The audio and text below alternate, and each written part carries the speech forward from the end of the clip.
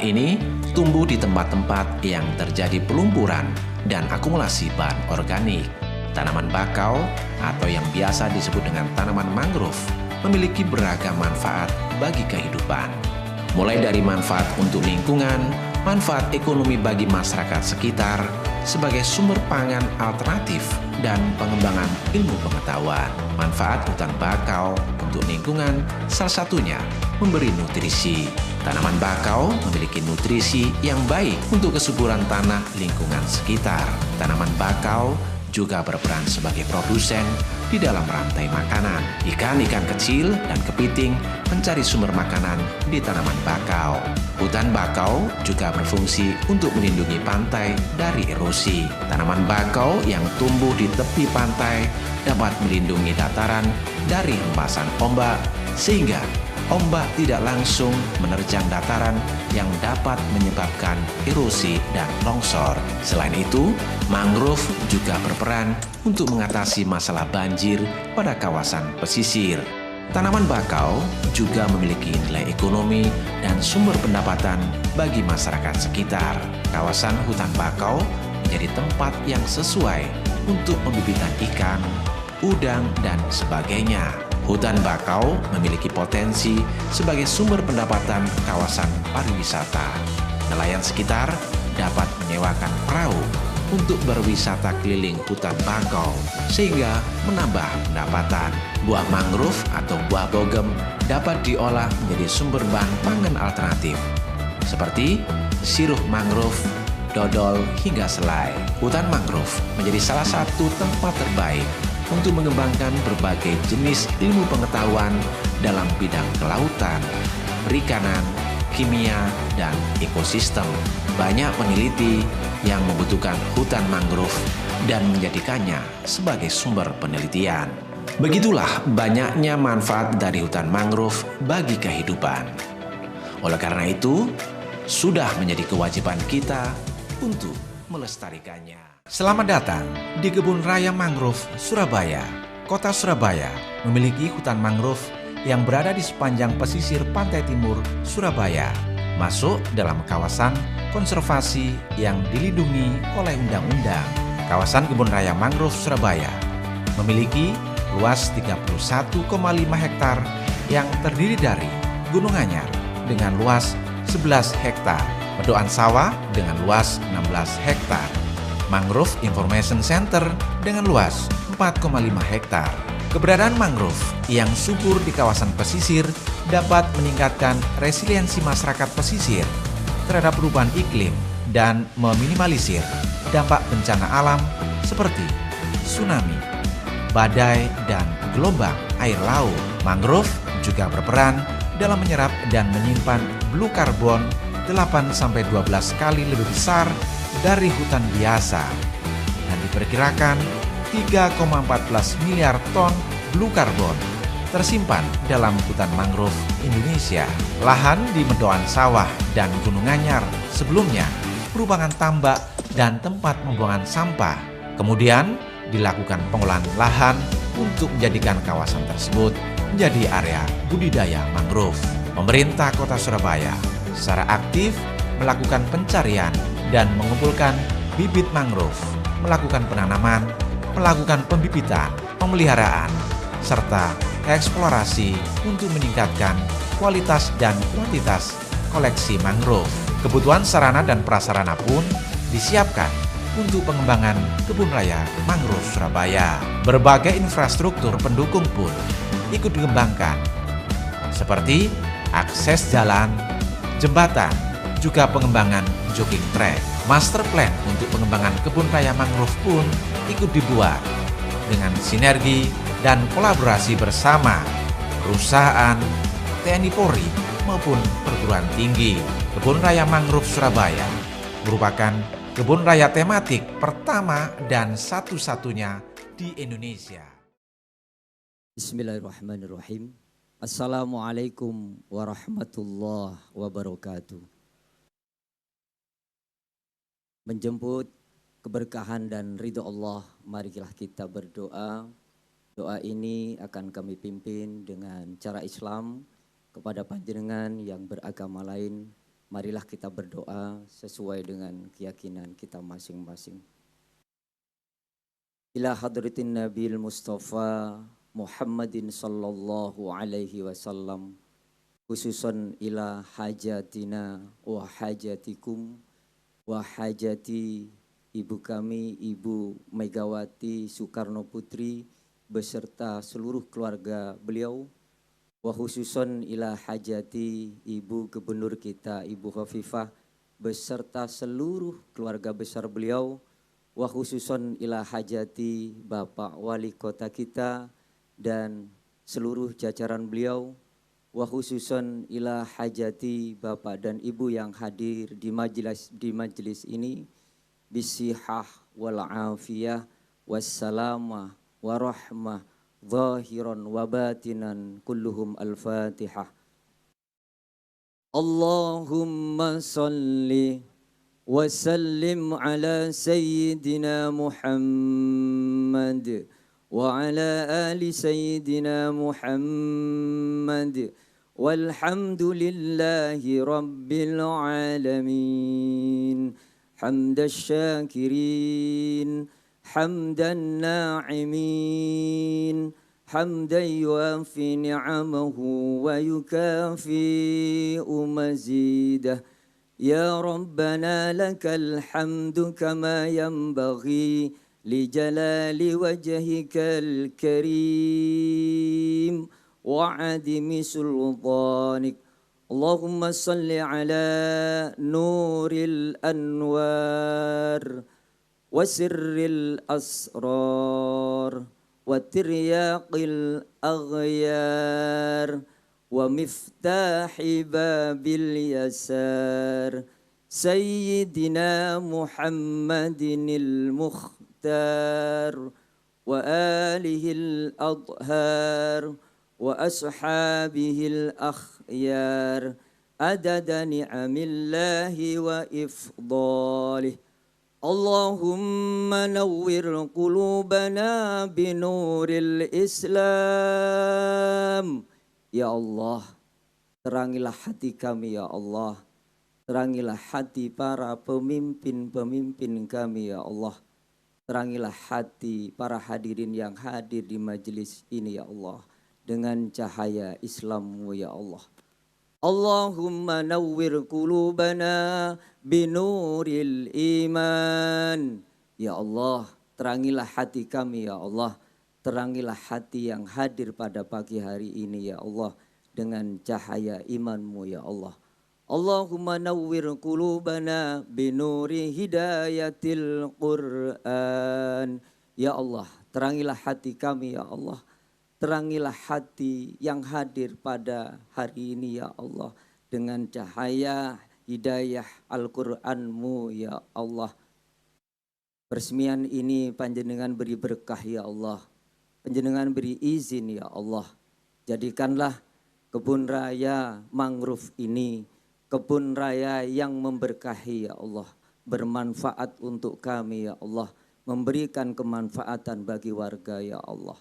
Rabbana atina fid dunya hasanah wa fil akhirati hasanah wa qina adzaban nar wa adkhilnal jannata ma'al abrar. Ya Aziz, Ya Ghaffar, Ya Rabbal Alamin. Sallallahu ala Sayyidina Muhammad wa ala ali Sayyidina Muhammad walhamdulillahi Rabbil Alamin. Al-Fatihah. Rahmanirrahim.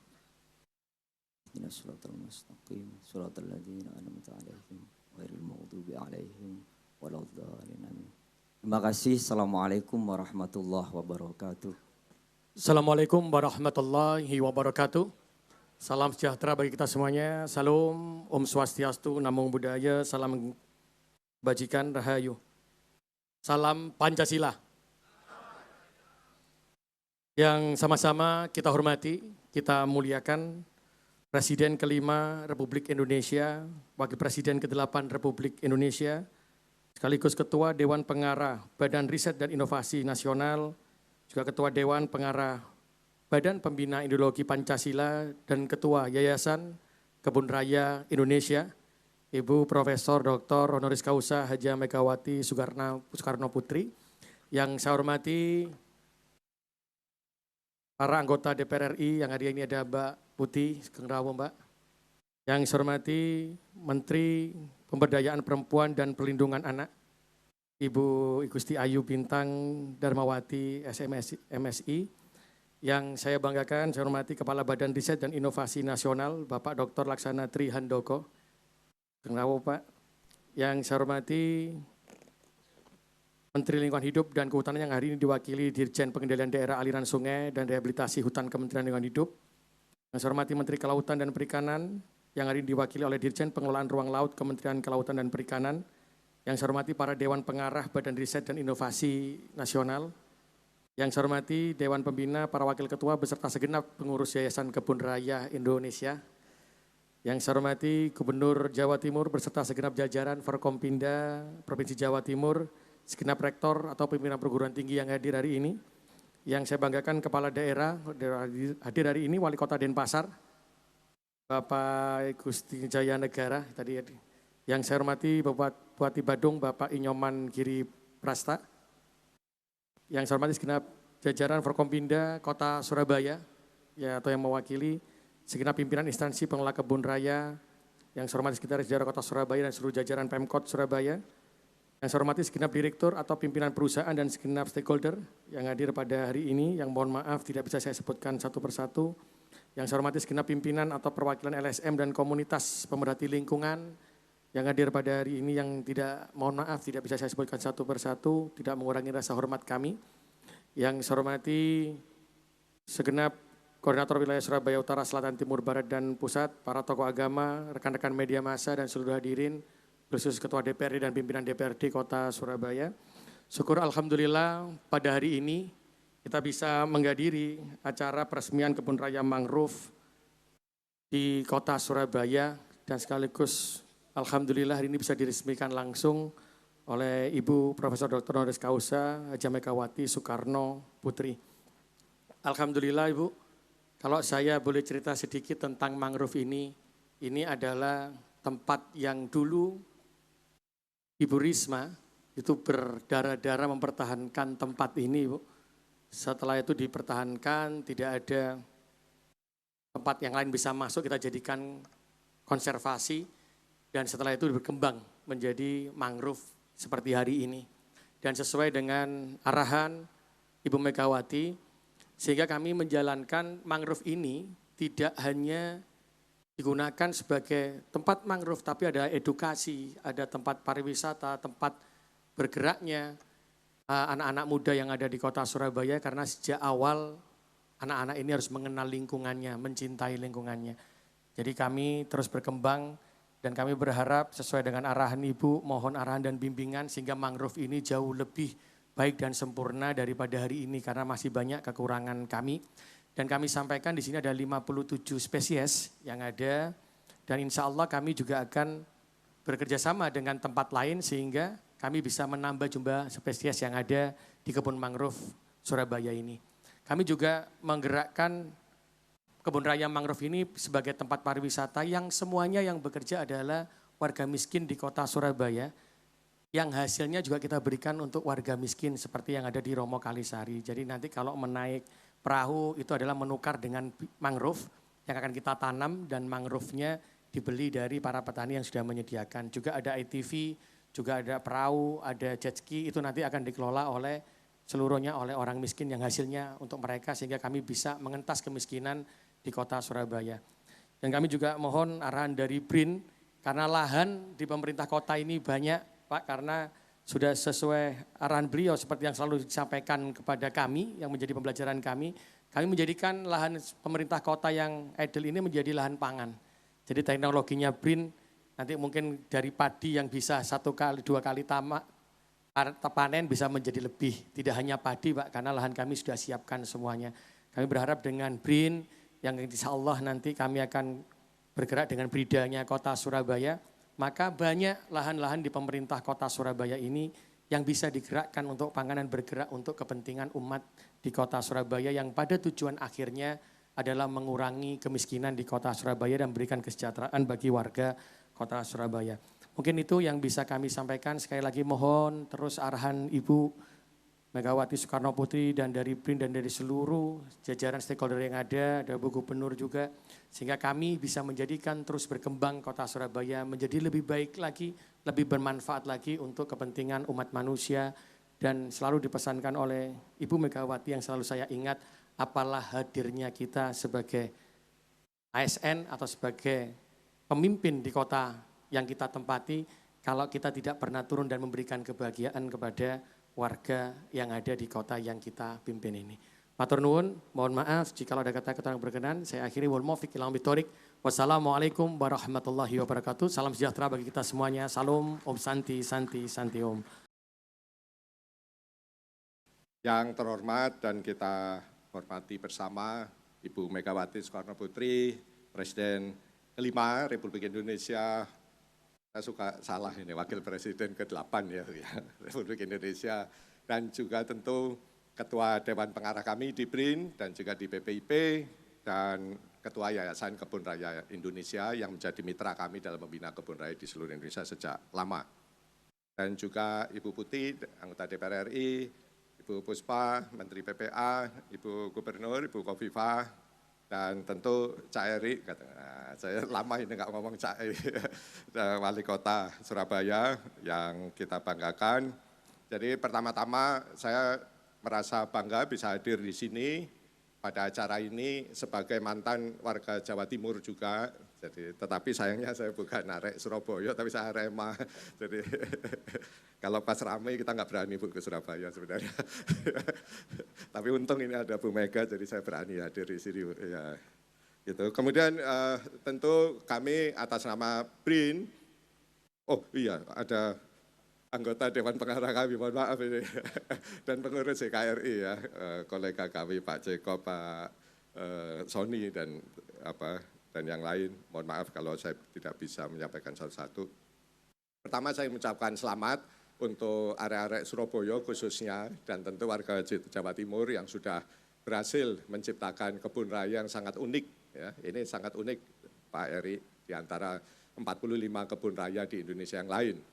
Gitu. Dan ini salah satu yang menurut saya dikelola dengan sangat-sangat baik dan konsisten. Jadi karena tidak semua pemerintah daerah berhasil mengelola secara konsisten. Jadi kami memang sesuai Perpres, kami berkewajiban untuk membina dan kemudian membuat penetapan status kebun raya yang telah diusulkan oleh berbagai pemerintah daerah. Dan ini salah satu bisa saya sampaikan yang terbaik. Jadi selamat untuk warga Surabaya ya. Jadi kita ikut bangga. Jadi tadi kalau boleh saya sampaikan ini perjalanan yang panjang sebenarnya sejak Bu Risma dulu. Sayang Bu Risma minggu lalu udah wanti-wanti ke saya pasti hadir katanya. Ternyata ya ada ratas ya sehingga tidak bisa hadir. Tapi sejak 2017 seingat saya kami menerima surat Bu Risma yang pertama 2017 Ibu. Dan baru 2018 itu ada surat penetapan lokasi. Dan kemudian ini yang berlanjut sampai setelah pandemi itu baru sekarang akhirnya kami dapat mengeluarkan penetapan. Jadi saat ini seperti yang sudah disampaikan Pak Wali, jadi ada sebenarnya di sini sudah kami identifikasi ada 57 jenis mangrove, tetapi baru 17 yang diregistrasi secara resmi sebagai koleksi. Jadi sebenarnya pekerjaan kita masih ada PR Pak Wali, jadi itu kami akan terus siap untuk membina dan mendampingi kebun raya mangrove ini. Jadi kemudian dari kebun raya sebagaimana sudah diamanatkan itu adalah pusat konservasi ex situ, jadi di luar habitatnya. Selain konservasi in situ untuk berbagai biodiversitas kita. Jadi kebun raya ini merupakan satu-satunya kalau bisa dibilang tool kita untuk menjaga biodiversitas kita karena Indonesia itu pemilik biodiversitas terbesar di dunia kalau darat dan laut, kalau darat saja itu nomor 2 setelah Brasil. Ya. Dan tentu kita tidak hanya mengkonservasi kami saat ini sudah masuk bagaimana kita bisa memanfaatkan biodiversitas itu menjadi obat, menjadi pangan, ya, termasuk memanfaatkan berbagai teknologi canggih, ya, dan itu yang sudah kami siapkan dan waktu itu sudah dikunjungi juga oleh Bu Megawati bulan lalu di Cibinong. Jadi itu akan menjadi sentra pusat-pusat bagaimana kita bisa memanfaatkan biodiversitas yang ada termasuk nanti yang dari mangrove ini dengan segala macam biota, flora dan fauna yang ada di dalamnya. Jadi kita tidak tahu barangkali di sini ditemukan mikroba yang bisa menjadi obat kanker misalnya, ya, karena kami ada tim yang melakukan riset khusus dan menemukan ada mikroba di Teluk Jakarta yang sangat kotor itu, yang bisa hidup di situ, itu berpotensi menjadi obat kanker kolon misalnya, ya. Jadi hal-hal seperti ini yang tidak boleh kita lupakan. Jadi sebenarnya kebun raya tidak hanya untuk mengkonservasi, tapi akan menjadi soko guru perekonomian berbasis ekonomi kreatif, berbasis riset Indonesia ke depan. Jadi mungkin demikian. Jadi kami sekali lagi dari BRIN berkomitmen untuk bisa dan akan terus mendampingi kebun raya di seluruh Indonesia, baik yang dikelola langsung oleh kami di BRIN maupun dikelola oleh pemerintah daerah di berbagai wilayah di Indonesia. Semoga ke depan Kota Surabaya dan area-area Surabaya dapat terus konsisten melakukan pemeliharaan dan terus mengupgrade, ya, kebun raya mangrove ini sehingga dan bisa kemudian disinergikan dengan BRIDA yang sekarang sedang berproses dan insya Allah akan segera terbentuk. Menurut saya tidak dalam waktu terlalu lama. Mungkin demikian, sekali lagi terima kasih dan selamat untuk semuanya, kita semua. Saya akhiri, wabillahi taufiq walhidayah, wassalamualaikum warahmatullahi wabarakatuh, Om Santi Santi Santi. Dan selanjutnya tibalah saatnya akan kita saksikan bersama peresmian Kebun Raya Mangrove Surabaya oleh Ibu Profesor Dr. Honoris Causa Hajah Megawati Soekarno Putri ditandai dengan penandatanganan prasasti didampingi Kepala Badan Riset dan Inovasi Nasional dan Wali Kota Surabaya. Kami persilahkan.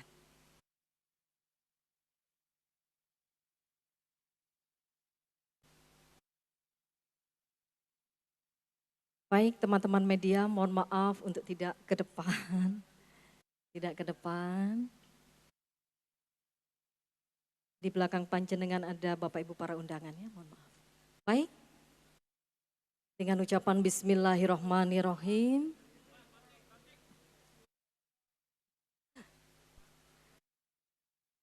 Baik, alhamdulillah puji syukur telah ditandatangani prasasti peresmian Kebun Raya Mangrove Surabaya. Dilanjutkan dengan penyerahan bibit tanaman oleh Ibu Profesor Dr. Honoris Causa Hajah Megawati Soekarno Putri kepada Wali Kota Surabaya.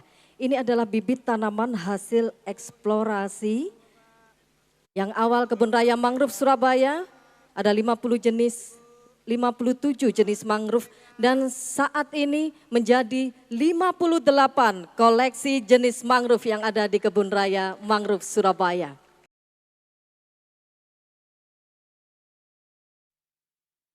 Assalamualaikum warahmatullahi wabarakatuh. Salam sejahtera untuk kita semua. Om Swastiastu, Namo Buddhaya, salam kebajikan, Rahayu. Salam Pancasila. Kalau boleh wartawan juga ikut ya. Kamu nih orang Indonesia apa bukan ya? Loh betul, karena begini. Saya orang yang disayangi banyak orang, tapi juga tidak disukai banyak orang. Karena wartawan kalau udah jelekin saya itu wah hebat deh. Jadi saya suka mikir gini, mereka ini dari kalangan apa ya? Karena kalau ini, salam ini sebetulnya itu resmi loh. Karena saya sebagai Ketua Dewan Pengarah Badan Pembinaan Ideologi Pancasila, saya bicara pada Presiden loh, bahwa Pak supaya rakyat tuh ingat bahwa ideologi kita tuh Pancasila, nggak ada yang lain. Jadi maksud Ibu lalu bagaimana? Harus ada yang namanya simbol-simbolnya. Nah saya bikin, boleh enggak Pak kalau Pak salam Pancasila saya populerkan? Wah setuju sekali. Jadi kalau nanti pada mau marah, marahnya sama Pak Jokowi. Karena sudah dapat izin beliau sebagai presiden. Saya hanya ingin nanti tinggal di dalam peraturan itu setiap ada upacara, maka dari sisi protokoler setelah menyanyikan Indonesia Raya harus selalu mengucapkan yang namanya salam Pancasila. Malah saya bilang mestinya juga merdeka itu. Karena orang kayaknya sekarang udah lupa mereka itu pernah dijajah 3,5 abad. Karena selalu harus resmi, jadi tentunya di sini banyak yang terhormat, Ibu Menteri Pemberdayaan Perempuan dan Perlindungan Anak, Ibu Bintang Puspayoga, Ibu Gubernur Jawa Timur, Ibu Khofifah Indar Parawangsa, lalu Wali Kota Pak Eri Cahyadi, para tamu Bupati, ada Dewan Pengarah BRIN, lalu ada juga mereka yang dari Yayasan Kebun Raya Indonesia dan tamu-tamu terhormat yang tidak bisa saya sebutkan satu persatu. Tadi kalau lihat kan ini saya kayaknya banyak ya. Presiden, Wapres, PPIP, BRIN. Cuman saya suka dalam hati saya. Kenapa enggak ada yang berani ngomong saya ketua umum Partai Demokrasi. Ini enggak kampanye loh. Emangnya betul saya adalah ketumnya. Enggak ada yang berani, ya enggak apa-apa sih. Loh iya loh. Ya terang ketawa dong. Karena mau dibully ya susah. Loh saya resmi loh. Apalagi sekarang pada bungkem deh. Nah, kenapa sih di mobil dari kemarin Pak Eri sebagai penanggung jawab Wali Kota Surabaya itu, terus sebelumnya minta-minta, Bu, Ibu yang buka kebun raya mangrove.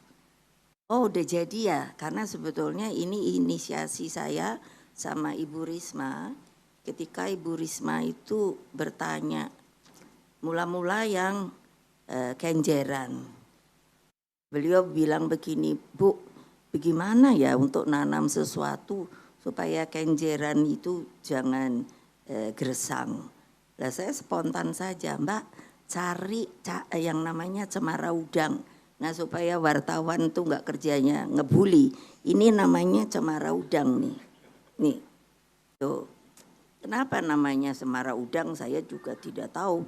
Itu diberikan dari dulu. Tapi karakter cemara udang ini adalah tentu sebagai pengiyup dari sebuah tempat juga dapat menahan kalau ada rob atau justru juga tsunami. Karena apa? Lihat karakternya. Tadi saya terangkan pada Pak Heri, itu cabangnya kan seperti masuk-masuk gitu. Jadi kalau ada umpamanya tsunami, ini adalah untuk memecah tekanan. Karena tsunami itu kan sebetulnya yang berbahaya adalah tingginya dan juga tekanan dahsyatnya itu. Jadi ini bisa memecah, lalu akarnya sangat kuat sehingga tidak mudah rubuh. Ini ditulis ya. Kalian tuh mesti berpengetahuan lingkungan juga loh para ini, wartawan ini. Tadi saya nanya, ngapain sih wartawannya kok banyak amat? Dari mana sih? Gitu. Loh iyalah, kenapa ya tumben? Biasanya kan cari beritanya wartawan nggak mau ke tempat-tempat kayak gini. Nah terus masalah kebun raya yang saya pimpin. Ketika saya menjadi wapres, saya ini senang main di kebun raya. Kebun raya dulu hanya 5. Kebun raya Bogor, Cibodas, Bedugul, Purwodadi, satu lagi apa yo? Cibinong. Jadi saya ini orang lapangan, saya pergi ke sana karena mereka bilang begini, ini bagaimana ya Bu kebun raya ini dilolanya. Saya datang terus saya lihat ya gimana ya mau menarik menjadi tempat pariwisata karena apa tidak terpelihara dan lain sebagainya. Pendek cerita, lalu saya bikinlah Yayasan Kebun Raya Indonesia ini. Sampai hari ini masih alhamdulillah seperti tadi dikatakan oleh Ketua ini Pak Handoko, itu dari 5 itu sekarang sudah insya Allah menjadi 45. Karena membuat kebun raya itu tidak boleh sembarangan. Ada kriterianya, ada standarisasinya. Dan dulu itu di bawah LIPI dan sekarang LIPI pun sudah masuk ke dalam BRIN. Sehingga saya sangat berharap memang dari kalangan media itu coba suatu ketika cerita soal biodiversity, lalu masalah kebun raya yang di Indonesia ini kalian tahu nggak ya yang namanya plasma nutfahnya itu sangat luar biasa. Ini untuk mendidik anak-anak generasi akan datang. Mengapa saya sebagai ketua umum saja itu banyak orang tanya, Ibu kenapa sih ketua umum partai kan tuh urusan politik, tapi Ibu ya ngerjain stunting. Loh, memangnya kalau politik tuh enggak boleh mengerjakan stunting? Kalian ini kalau punya anak tidak dipelihara, lalu mereka akhirnya menjadi stunting. Saya tanya dengan Pak Hasto Wardoyo. Jadi berarti kalau ada ibu-ibu kumpul sini, bapak-bapak, itu boleh saja loh ikut program stunting. Itu bukan buat saya, buat bangsa dan negara. Presiden kita mengatakan pada saya selalu kalau ketemu, Ibu gimana? Ayo Bu direncanakan. Kita ini sekarang bonus demografi mulai tahun ini. Lalu 13 tahun kemudian. Apa bonus demografi? Bonus demografi itu produk manusianya itu betul-betul adalah bisa berproduksi. Manulanya dan usia 16 sampai 60 tahun itu 60 tahun pun orang kita kalau dilihat masih pada sehat loh. Jadi masih dalam kategori berproduksi. Dan saya ya bilang terus sudah begitu nanti Indonesia Indonesia emas 45 tahun akan datang. Saya cuma nanya gini, Pak, jangan ngomong yang jauh dulu deh Pak. Ayo Pak, gotong royong Bapak teriak-teriak sama semua kementerian, sama warga masyarakat untuk menghapuskan stunting. Jadi ndak usah nurunin persentase. Mestinya stunting itu 0. Karena apa? Itu suatu saat generasi baru itu kan ada milenial, ada apa lagi itu. Saya suka apa? Opombo. Pokoknya susah amat. Wah kan kayaknya sombong banget ya. Dalam pikiran saya, wow, itu masa depan Indonesia, milenial apa Gen Z apa itu orangnya tegap, tinggi, ganteng kalau yang perempuan. Laki, kalau yang lakinya ganteng, ininya smart. Lapangannya stunting. Tahu nggak stunting itu apa toh? Ayo dong. Jangan asal mau cari berita yang bisa dimainkan. Stunting itu harus diajarkan pada para ibu dan lain sebagainya. Mulut saya ini, kalau boleh dia ngomong sendiri pada diri saya, dia sebetulnya mau pensiun. Udah jangan cerewet-cerewet katanya gitu. Loh tapi saya mikir, loh saya manusia yang ingin bangsa dan negara saya seperti apa yang diinginkan oleh Pak Jokowi. Wow, kalangan milenial tuh kalau gitu tegap-tegap kan. Saya mintanya generasi akan datang itu tingginya 180. Ayo kebayang nggak tantangannya kayak apa?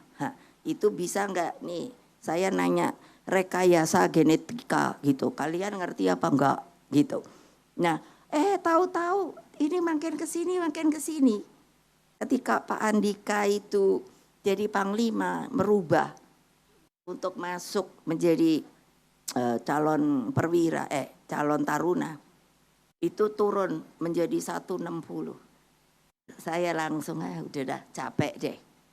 Kan itu apa sih, kurang gizi, kurang oksigen. Nah ini mangrove ini supaya tahu, coba kenapa Surabaya itu kan kota panas, tapi kenapa ini sejuk? Karena mangrove itu kerjanya mengeluarkan oksigen dan mengambil polluted. Jadi CO2-nya diambili. Udah begitu, oleh sebab itu namanya biota laut itu seneng banget di sini. Kalau enggak percaya kamu pergilah mancing. Ada udang, ada kepiting, ada ikan dan lain sebagainya. Karena tempat ini akan menjadi tempat pembenihan dia.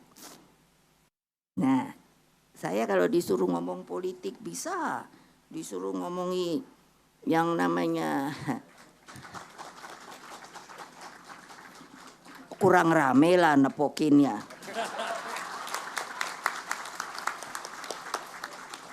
Kenapa saya disuruh Pak Jokowi jadi BRIN? Padahal saya bilang, Pak udahlah, capek saya Pak. Udah beban BPIP itu lebih berat karena ideologi Pancasila. Tapi BRIN saya lihat juga research kita nggak jelas. Apa yang udah di research saya sendiri nggak tahu.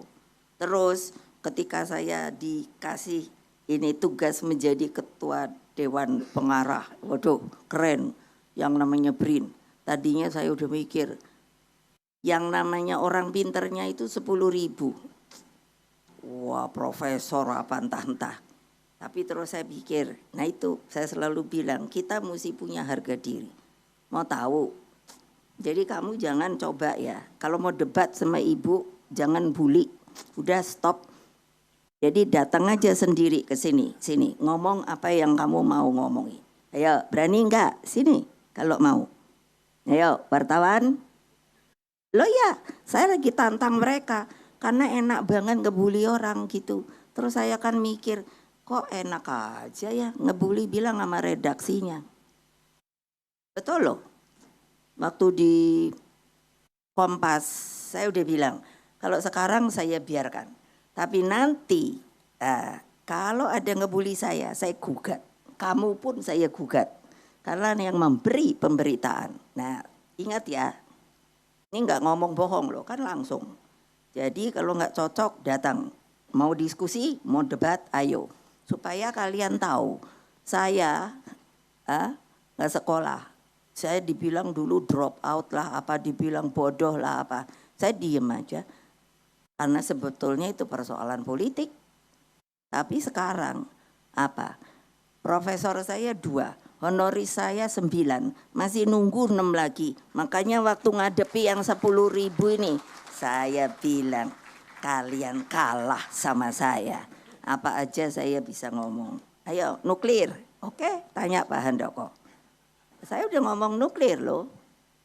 Ya, apalagi persenjataan. Tahu alutsista. Kenapa? Loh, saya panglima tertinggi loh waktu presiden. Jadi kalian jangan main-main loh sama saya. Ya di sini saya harus ngomong seperti ini. Why? Karena sebentar lagi kan mau pemilu. Saya nggak mau digoreng-goreng lagi. Ini pernyataan saya tolong ditulis. Yang benar. Ya. Nah kami Kebun Raya itu nirlaba. Jadi biasanya kami melihat kalau ada perlu sebuah bantuan, kami minta kepada teman-teman untuk bisa memberikan gotong royongan. Nah untuk ini mangrove kami sudah bisa mengumpulkan itu Pak Wali Kota sekitar 2M. Tapi kami ingin untuk kalau bisa itu untuk bisa menambah koleksi spesies yang baru, dan spesies mangrove itu hampir kalau yang saya dengar itu seratusan. Jadi ini baru separohnya. Sehingga Pak Handoko bilang ya, tuh saya lebih pintar dari beliau. Nanti pasti saya dibilang gini, Ibu Mega sedang menunjukkan kekuasaan dan kepintarannya. Hehe, gile dari wartawan itu gorengnya itu enak banget gitu loh. Nggak kapok-kapok. Loh iya kan, Pak Handoko aja sampai ketawa. Saya bisa baca loh cara pikiran kamu. Berani nggak kalau saya panggil ke depan? Ayo, berani nggak kalau saya panggil ke depan? Ayo, jawab. Ya kan diam artinya apa? Enggak deh Bu, gitu paling. Jadi supaya diketahui ini betul-betul sebuah prestasi. Karena dari dulu saya sudah bicara soal mangrove. Karena orang tuh kayaknya lupa. Kalau kita ini negara kita tuh adalah negara kepulauan terbesar di dunia loh. Nah itu anak-anak pintar yang keluar sekolah keluar itu. Jadi saya waktu presiden saya suka testing dan ternyata perkiraan saya benar. Yaitu pernah untuk perhubungan. Jadi saya panggil nih kan ada tuh di kementerian yang anak-anak jebolan luar negeri pinter-pinter tak panggilin. Coba kamu bikin konsep untuk transportasi. Dari caranya apa? Darat, udara, laut, mana yang paling efektif dan utama bagi republik kita? Datang toh konsepnya, saya baca apa? Mereka darat. Nah, itu kan pikiran kontinen, benua.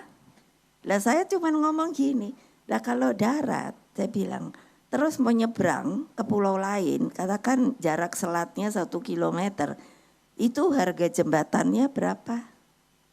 Dan kita itu adalah negara ring of fire loh, masih bergolak. Lempeng-lempeng kita kalau ada gempa tuh why? Saya yang membuat GMKG supaya tahu. Dulu gak ada BMKG. Ini akan masuk ke El Nino, ayo. Itu kan kalau yang nepok apa karena kesengsem atau memang nggak mau tepuk tangan? Iya. Jadi sekarang harus bersiap. Wartawan juga harus menginisiasi. Kalau El Nino itu kekeringan. Jadi kan mesti nanya, bagaimana nanti kehidupan petani, sawahnya kalau kekurangan orang. Saya udah ngomong sama beliau, ini ada yang namanya Ibu Khofifah. Lah, gimana kalau kering? Dari mana airnya? Mau bikin penyaringan air laut? Itu mahal sekali. Kami di BRIN udah membicarakan hal itu. Ini pengetahuan bagi kalian. Sudahlah, jangan cari berita itu yang hanya bikin kamu kayaknya akan dapat nama gitu, enggak. Saya pernah loh, satu wartawan enggak usah saya omongin karena saya udah jengkel. Karena topiknya beda dengan apa yang akan ditanyakan. Melenceng. Ngamuk saya bilang, kamu jangan mikir loh. Kalau kamu mau jelekkan saya bisa dengan mudah jelekkan keluarga kamu loh. Ini bukannya kembali loh, ngancem enggak. Kalau ngancem itu kan di belakang kayak ngebully juga. Ini ngancem enggak, ini depan. Saya bisa loh, jangan lupa loh. Saya ini pernah presiden, pernah wapres. Jadi saya mau tahu seseorang tuh dengan mudah bisa saya ketahui.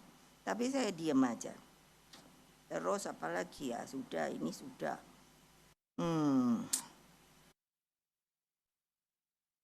Nah, mengenai kebun raya, salah satu kriterianya itu apa? Harus tanaman endemik. Endemik itu apa? Gampangnya lokal. Jadi tidak bisa mau bikin kebun raya datangkan dari atau ekspor tanaman luar. Jadi untuk melindungi yang namanya tanaman atau tumbuhan kita lokal, kedua untuk penelitian, lalu yang ketiga itu baru untuk seperti ini bagian dari para wisata. Jadi kalau mau bikin kebun raya harus memenuhi kriteria itu. Boleh tanya, beliau tuh LIPI, nanti benar enggak saya. Nah, dengan demikian maka pengetahuan mengenai masalah lingkungan hidup ini itu sebetulnya harus diajarkan. Dari kalau saya itu sudah saya sangat ingin, saya sudah bicara dengan Menteri Pendidikan itu dari PAUD. Coba kalau mau gampangnya ya wartawan tolong ibu deh masukin deh satu ini untuk anak-anak kecil-kecil. Lalu kalau sudah gurunya mestinya ngomongin dari manakah datangnya kupu-kupu, pengetahuannya nol. Dari segitu banyak anak. Kenapa loh saya nanya, dari manakah datangnya kupu? Nol. Terus dari manakah datangnya kodok? Nol. Dari manakah datangnya nyamuk? Nol. Ya ada, kalau ini kan prosentase. Ada yang tahu, tapi dari ininya saya bilang tuh nol. Kenapa? Enggak ada yang ngajarin. Itu perlu diajarkan. Daripada tidak memberikan pengetahuan. Saya banyak bicara pada pemimpin redaksi. Kamu tuh maunya apa toh? Bagi bangsa ini, apa hanya kayak gini? Nanti kan bilangnya, ini kan negara demokrasi Bu. Ya demokrasi apa dulu mau liberal? Kalian ini udah menjadikan negara kita akhirnya bagian dari demokrasi liberal. Karena negara demokrasi liberal tahu enggak? Hak perorangan itu dilindungi, sangat individualistik. Di kita enggak, gotong royong, kekeluargaan. Ngerti apa enggak? Itu saya boleh dong ngomong orang jabatan saya kayak gitu. Jadi ya boleh ngomong kiri kanan. Nah terus apa? Udah tadi semua saya sebut. Apalagi ya? Buahnya itu ternyata itu makanya mesti uji coba kreatif. Buahnya tuh bisa dibuat makanan loh. Saya lihat ada ibu-ibu yang sudah bisa menggunakan untuk kue-kue gitu ya. Nah itu kan artinya apa? Bahan makanan itu sebetulnya bermacam-macam. Tapi sekarang itu kita tidak kreatif untuk mencari bahan makanan. Karena gampang aja mikirnya. Sebagai contoh bunga ini. Coba saya suka lihat. Kenapa ya tidak pakai bunga kita aja. Kalau ini sudah bisa dibuat hybrid. Ini bunga anggrek bulan tadinya. Warna asli putih. Kalau nanya ibu bisa jawab semua. Mawar kita ada. Disebut mawar kampung. Kalau ini namanya mawar luar. Kenapa semua harus ngambil dari luar? Padahal kita sebenarnya punya kalau mau.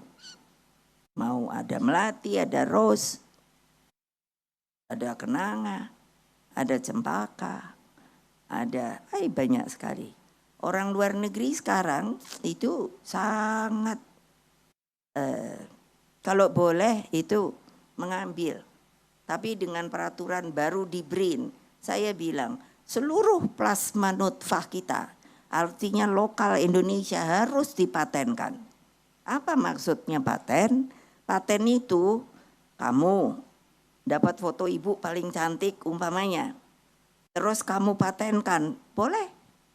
Ada perorangan, ada kelompok, ada juga perusahaan dan lain sebagainya. Apa? Itu melindungi secara hukum internasional. Dan saya kaget sendiri. Umpamanya saya ini punya membuat sesuatu akhirnya saya patenkan.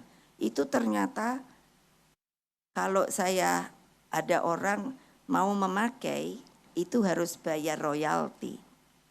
Dan royalti itu akan terpakai seumur hidup loh. Lalu kalau umpamanya seseorang lalu sudah tidak ada yang masih membawa rezeki itu adalah anak keturunannya. Dan bayangkan selamanya itu paten itu sangat terlindungi untuk anak keturunan setelah orang yang membuatnya tidak ada 70 tahun. Nah, ada yang tahu nggak urusan gini? Manggut-manggut deh. Iya, kalian itu ngelihat ibu sebetulnya terpesona kah? Kadang saya suka lihat, kenapa jadi melongo ya? Malah kadang mulutnya sampai ke mangap. Terus saya tuh mikir, dia tuh sebetulnya dengerin saya atau enggak? Jadi kalau saya lagi di depan itu, saya hanya suka mikirnya gini. 1, orang tidak ngerti. 2, orang ngerti. Atau orang kesengsem, terpesona. Wah, kok Ibu Mega masih cantik ya? Udah gitu kok pinter ya? Hai, gawat deh. Jadi saya suka mikir tuh, kan yang depan aja, yang belakang enggak, pasti ada yang udah tidur kali. Kenapa orang Indonesia tuh masih disuruh ya? Saya lihat kalangan Indonesia tuh kekurangan kreativitas sehingga kekurangan spontanitas. Jadi sangat, katanya sih kan gitu, sangat memendam perasaan. Saya nggak setuju itu. Karena saya dari kecil, bapak saya itu presiden pertama, ibu saya itu ibu negara pertama. Dia melakukan pada anak-anaknya adalah yang namanya demokrasi Indonesia. Jadi saya boleh ngomong dari umur kecil, saya nanya, ini nah. Bapak saya, ibu saya jawab dengan sabar. Nah. Kalau sekarang ibu-ibu kasih makan, anak-anaknya apa itu? Mie pop itu. Itu yang mengakibatkan stunting loh. Dengan segala hormat pada pengusaha mie. Saya udah ngomong sama pengusaha mie itu. Saya kenal kok. Mbok masukin toyo. Mie kamu tuh gizinya yang kuat gitu loh. Mungkin telur ya, karena yang sangat diperlukan itu kalsium, kalium loh. Untuk pembentukan tulang. Mengapa mereka jadi tidak punya IQ yang tinggi? Tidak masuk sampai standar. Karena tempurungnya, kalau lihat bayi itu kan ubun-ubunnya suka kayak dut gitu loh. Nah itu kan harus dibuat menjadi keras dan membuat itu menjadi bisa melindungi otak kita. Tapi karena kekurangan pertumbuhan tulang, ini juga tulang, itu maka otak itu pun tidak dialiri oleh darah segar yang mengandung kalium, kalsium. Nah, sehingga itulah otaknya bodoh. Mau kamu dibilangi nanti anak-anakmu milenium, apalagi tadi itu. Apa? Nah, tapi itu stunting. Itu saya bilang, masa generasi kita punya beban buat negara. Nanti anak stunting itu saya bilang, mau dikemanakan? Mau suruh belajar? Masukkan dianya dengan orang cacat? Di sekolah apa? Ayo mikir. Siapa yang gak setuju? Saya sekarang mulai nantang. Sini ngomong sama saya. Coba pikir. Nanti kalau anak kamu bilang sama istri-istri kamu waktu di Kompas, saya ngomongnya begitu. Udah berhenti itu main jet. Ibu-ibu sekarang kan saya lihat gitu. Oh, kasihlah anaknya mie. Kalau udah cuk. Ayo ketawa, ini berarti benar kan? Iyalah. Loh, siapa suruh kamu punya anak? Kalau memang enggak mau ngurus, tolong deh, enggak usah punya anak. Karena udah ada BKKBN. Kamu bisa, itu sangat salah. Kalau banyak ibu-ibu bilang, BKKBN itu keluarga berencana, itu kan memandulkan Bu. Salah besar. Hanya itu merencanakan. Tanya, jangan diem aja. Makanya kenapa ya, saya kalau ngomong mulut kayak gini tuh saya mikir, ini sebetulnya audiensnya itu bergairah apa enggak? Atau memang bagaimana ya? Coba. Tapi kalau saya sebagai ketua umum, itu yang namanya anak-anak saya, artinya kalau anak-anak saya itu saya aja dibully, nggak boleh ngomong kader, nggak boleh ngomong petugas partai. Nah, saya bilang apa? Bodoh amat. Lo orang partai kita emangnya gitu? Lo kok yang lain ikut mau nimbrung intervensi? Ya enggak lah. Ya kalau kamu mau ikut kita ya ikut aja, kamu bilang nih kader. Nanti memangnya kalau bukan kader itu orang juga lalu ngomong gini, katakan Pak Eri, mana bisa dia jadi wali kota kalau tidak didukung oleh partai? Ngomong tuh yang benar. Gitu loh. Ini juga saya masukkan politik. Padahal tadi saya bilang saya nggak mau ngomong politik. Tapi ini pembelajaran. Supaya apa? Jangan dong, wah ada itu media. Itu nggak bisa. Udah sampai saya kapan itu ada tulisan gini. Calon presiden itu sebenarnya harus diwakafkan. Iya, saya bilang kayak barang aja. Ayo yang belakang tuh tepuk tangan yang keras. Bukannya ngekor, tapi ngerti nggak yang ibu maksud? Lah, untuk apa ada partai dong? Ya udah aja, kita satu arah, semua sama.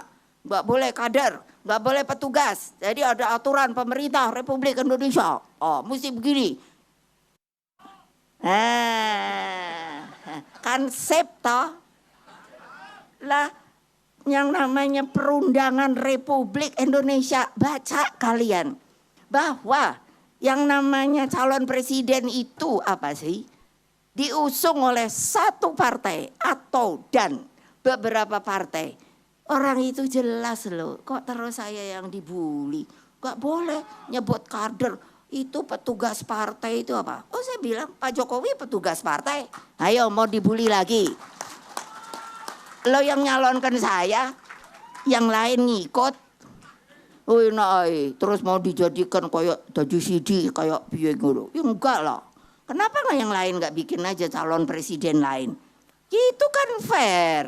Kalau mau demokrasi, ini enggak. Nungguin aja gitu.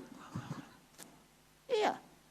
Coba deh, saya kepingin tahu. Saya ngomong gini ntar yang koran-koran apa segala itu ngebully apa enggak. Yo ben wae.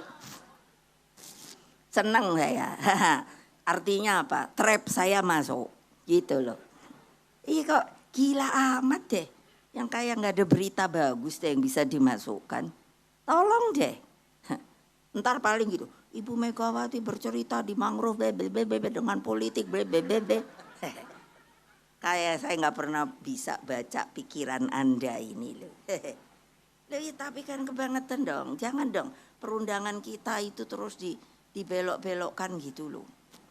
Ya kalau mau ikut, loh saya nyalonin kan nggak pernah ngikut yang lain. Yang lain punya ya bodo amat. Saya maunya itu, gitu. Ya kamu mau ngikut ya monggo, ada aturannya. Ya kalau enggak ya nggak ngopo-ngopo. Nah itu baru demokrasi. Ini enggak, ini dipak gitu dulu. Kan gitu, gile gitu. Terus udah mulai ini endat, endut. Balik satu tiap hari orang kalau nanya siapa aja, Ibu sampai kapan di Kompas apa di mana itu ada wartawan nyelonong aja perempuan, mana enggak ya, ada enggak orangnya? Tiba-tiba kalau nggak salah di mana ya, ntar nggak usah diomongin dah. Tahu-tahu orang topik beda, tahu-tahu gini untuk pertanyaan untuk ini di Cibinong untuk pertanyaan gitu. Kalau ibu bisa kasih kisi untuk cawapres apa, itu kan? Saya kan nggak kekurangan omongan. Apa coba? Lambok kamu tuh ya sabar aja loh. Nanti juga saya umumin gitu. Kan saya ngerti. Kenapa dia nanya gitu? Wah kan kalau bisa dapat dia dapat nomor 1. Dia menjadi prestasi dan wartawan andalan. Gampang loh. Mbak udah deh. Enggak usah, ntar juga datang.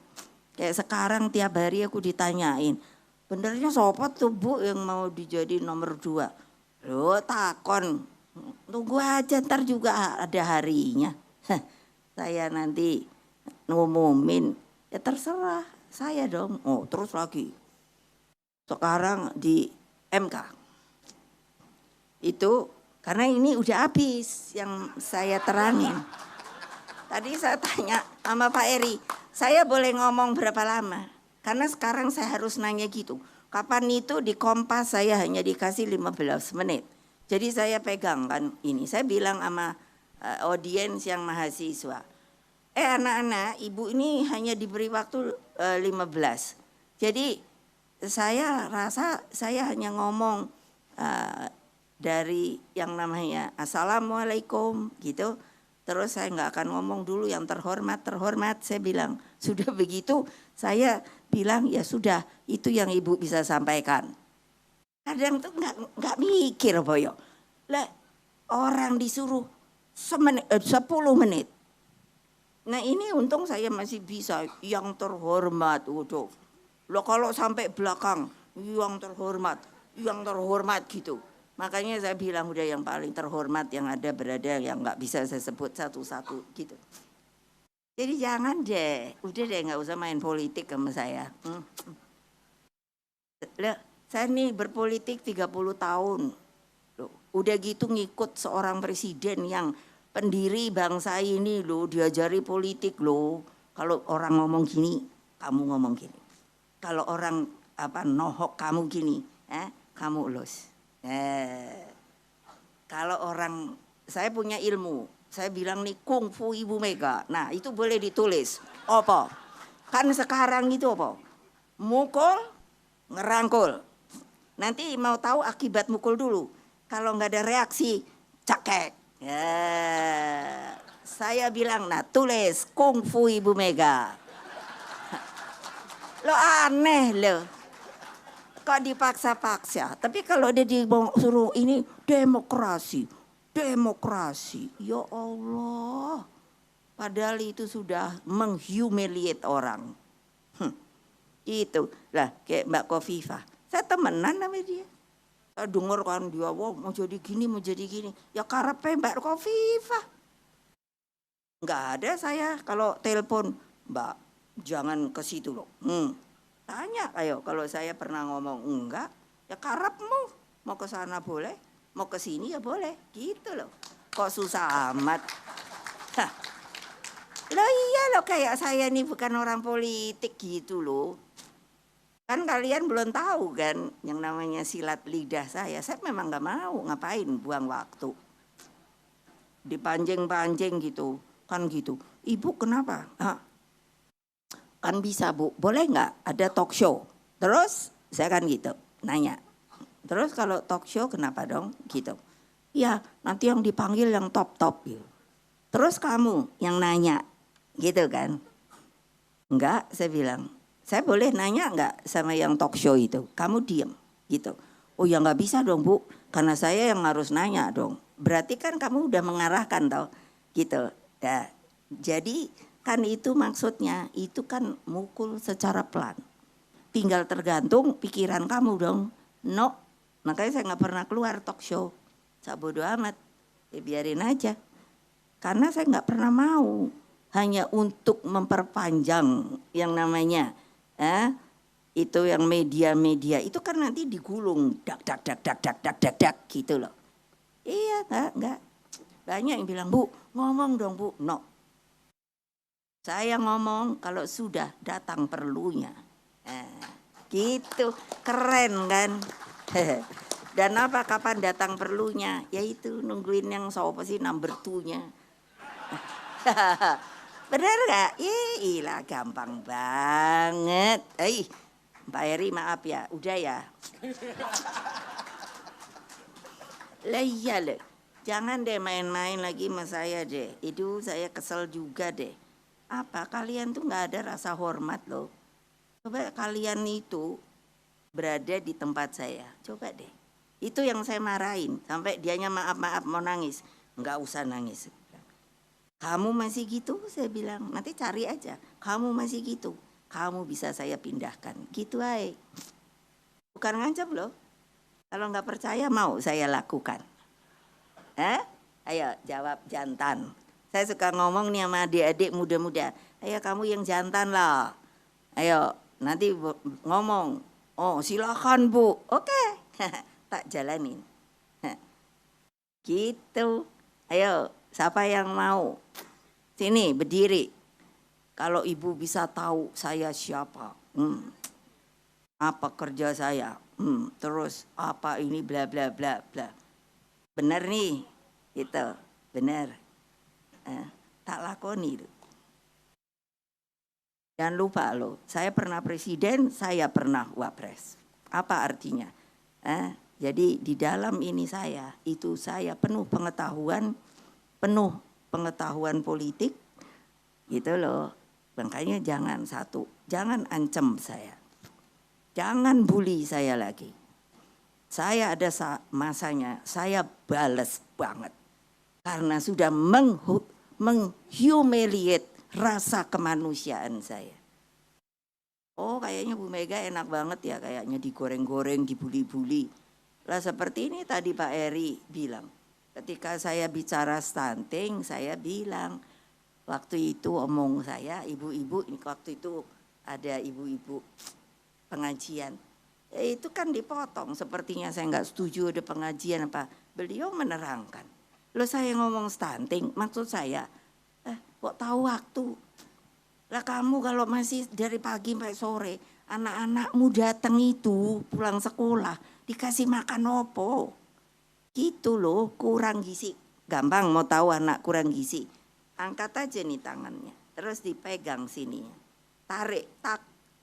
Saya aja masih tua karena punya gizi, kembalinya cepat. Kalau anak-anak kurang gizi, boleh dah. Itu jadi kayak apa ya, karet. Apa tuh? Nah, itu. Cobain. Ya situ dah. Itu Made Urip, coba dah. Kamu tarik. Itu Mbak Khofifah, itu iyalah. Saya bikin tagline, fakir miskin itu diurus oleh negara. Saya hanya mau tunggu aja, udah begini aja saya. Kalau ada yang ngebully, itu langsung saya gugat karena itu Undang-Undang Dasar 1945. Supaya tahu loh. Ini saya suruh masuk itu apa namanya? Yang di kolong-kolong jembatanku di daerah apa? Bayangin saya tuh tadinya gini, dengar, wah di Surabaya itu kok udah ada ya, keren amat ya, tempat namanya 1001 Malam. Saya cari, karena saya bilang, saya ini gampang menyari loh. Ternyata apa? Orang hidup di kolong jendela, di kolong jembatan, makan aja sama tekos. Ini manusia pora, iya. Saya bilang sama Mbak Risma, tolong bilang sama Erik, datengin mereka, angkat mereka. Mereka dibikin tidak menjadi manusia, tahu nggak? Sekarang udah diangkat, dilaksanakan, kehidupannya baik. Apa nggak bisa sih? Orang itu hidup pasti ingin baik, kamu pun begitu.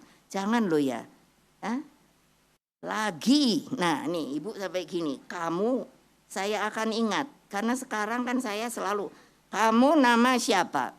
Dari media mana? Saya ingat loh, Dak. Ya itu, karena saya jaga benar. Kalau dia mulai bully saya hanya untuk dapat nama dia, tunggu waktunya deh. Jangan lupa loh, saya ini bukan mantan presiden loh. Saya ini presiden kelima loh, saya sampai nanya, kenapa bukannya mantan? No. Nama itu hanya disandang dari sisi perundangan pemerintahan Republik adalah bagi presiden dan wakil presiden. Artinya apa? Dia tetap diakui bahwa dia masih bisa bekerja untuk bangsa dan negara.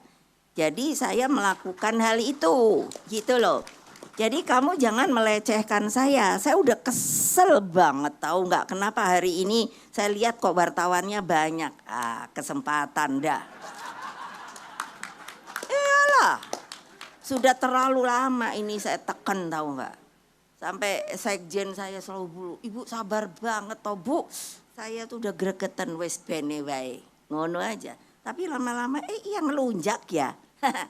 Kalau nggak percaya. Awas lu ya, nanti kalau masuk koran-koran mana terus ada pembulian padahal soal mangrove sama yang saya omongin, saya gugat lo langsung. Sudah 1 yang saya gugat. Hehe. Saya menang. Hore, seneng aku. Udah gitu, masih aja ngotot. Padahal disuruh bikin permintaan maaf di medianya. Sampai hari ini belum. Biarin gue bilang, ntar aja. Harus itu Dewan Pers loh, belum gugatan resmi hukum loh. Saya baru laporan ke Dewan Pers loh. Saya udah ngomong sama Dewan Pers. Lain kali juga ada lagi, saya bilang, kamu jangan kerja enggak loh. Nanti saya suruh Pak Jokowi bubarin kamu loh. Karena kamu Dewan Pers itu harus punya kode etik jurnalistik, saya bilang. Nah itu enggak. Kode etik jurnalistik itu apa toh? Ya harus ngerti bahwa berita yang diberikan tuh otentik dari kedua belah pihak. Ini enggak. Makanya sangat yang namanya benar loh. Yang namanya wartawan segala apa gitu loh. Saya enggak akan ngomong gini deh kalau kalian enggak gitu sama saya. Karena apa? Pasti mungkin disuruh kan. Iya dong. Sekarang itu kan beginian. Tahu toh ini biar bunyi apa? Ya. Seperti lembaga survei. Saya ini jelek-jelek. Pikiran saya pintar. Saya ini orang yang ngerti apa itu? Ilmu iki apa? Matematika ya? Statistik. Saya ini belajar statistik loh. Jadi saya kalau lihat lembaga survei gitu, saya ketawa. Jadi dia menghitungnya itu saya tahu gitu loh. Karena saya belajar statistik. 1, saya belajar psikologi. Jadi saya diberi ajaran gini, itu kalau mau melihat seorang, kalau orang bilang ibu atau siapalah, itu si A tuh benernya gila. Kita nggak boleh loh langsung sebagai psikolog itu mengatakan, oh ya dia gila. Enggak. Kita mesti hitung, bayangkan. Yang namanya ininya, penghitungannya sangat jelimet. Dan sangat apa, menurut saya humanis. Tahu. Jadi kalau survei kan suka kita lihat.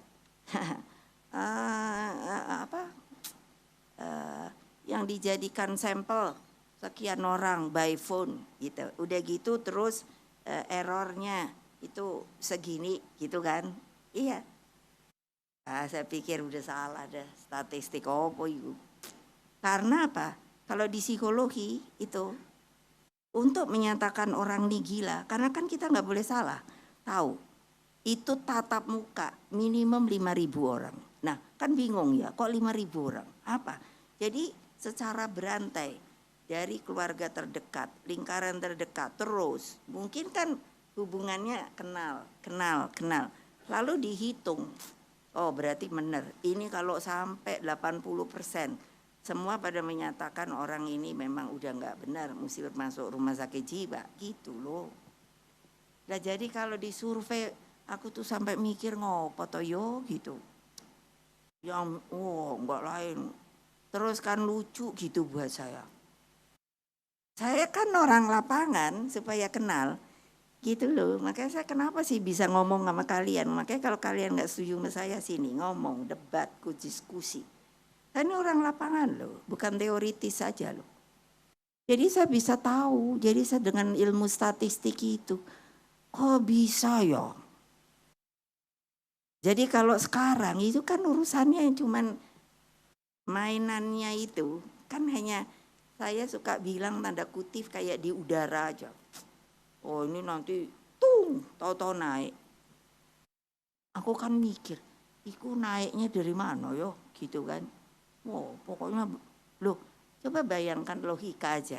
Kok tiba-tiba bisa padahal itu by phone dengan ditulis toh 1.500 apa-apa. Kok bisa itu dijadikan apa itu namanya? Seperti apa? No, contoh bahwa kebenarannya itu gitu kan, makanya ada istilahnya. Itu loh. Nah saya kan pikir, lucu amat ya ini survei Indonesia ini loh. Saya belum aja pada mau ketemu survei. Kamu kalau survei mau pakai by phone, tapi kan saya tahu, by phone, tatap muka. Ya kan bayangin itu mesti bikin tim. Belum lagi kalau mau ke seluruh Indonesia, kan mesti datengin orang, kan itu biaya. Gampang toh, sini logiknya. Nah kalau ini kan telepon, umpamanya kalau gini gampang kan. Di saya karena orang psikologi, meskipun itu tadi bilang kalau drop out apa enggak, kan bisa. Nanti kamu mau milihnya siapa, kan gitu. Oh saya belum tahu. Kalau si A, jadi nggak ada nyebut 3 orang. Kalau si A, oh ya itu bisa itu gitu. Masa gitu. Jadi itu sudah diarahkan. Nah kalau saya salah, sini datang ke saya. Bu salah, caranya nggak gitu Bu. Caranya nggak gitu Bu, sekarang tuh begini Bu. Oh gitu ya. Padahal menurut saya begitulah. Itu jadi nggak fairness kita ini sekarang itu yang menurut saya itu sama sekali tidak ditunjukkan. Jadi kasihan kan yang namanya rakyat kita yang menjadi hanya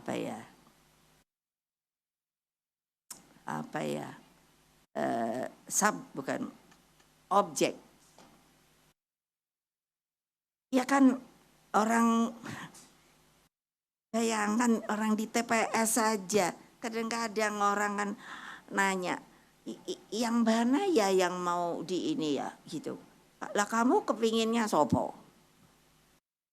Lah ini realita Republik kita loh. Dan itu pun juga karena media itu ikut serta loh. Padahal kalian tuh sebenarnya kalau menurut saya fair aja.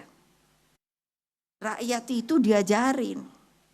Makanya saya bilang, Ibu Khofifah diomongin gini, ya bodo amat Mbak Khofifah, dia mau ke sono, mau ke sini, mau ke apa. Terserah, itu hak dia. Tapi jangan bohongi rakyat. Kedua, ajari dia. Kapan rakyat itu akan pintar?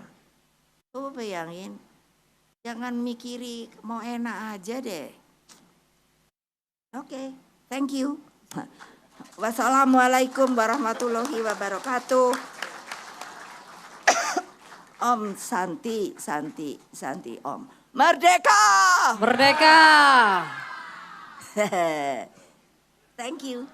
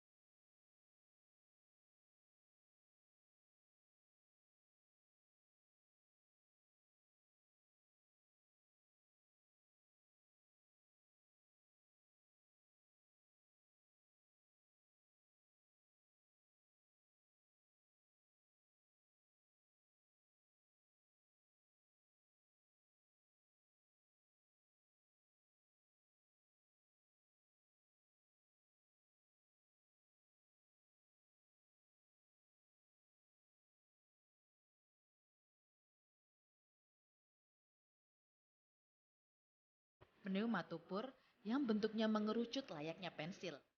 Perbedaan yang terlihat antara kedua spesies tersebut adalah bentuk daun, buah, dan bunganya. Cherryops biasa dikenal dengan sebutan tangar, palun, atau bidu-bidu. Jenis Cherryops ini memiliki akar tunjang dengan banyak cabang dan buahnya yang memanjang. Bentuk batangnya pun cenderung agak berisi di bagian pangkal. Bruguiera. Jenis mangrove ini memiliki akar dengan bentuk seperti lutut yang menyiku, mirip huruf U yang terbalik. Rhizopora. Mangrove jenis ini memiliki akar yang sejenis dengan Cherryops atau akar tunjang. Adapun beragam jenis fauna yang ada di Kebun Raya Mangrove Surabaya seperti monyet, burung kuntul, ikan glodok, biawak, kucing bakau, serta kepiting.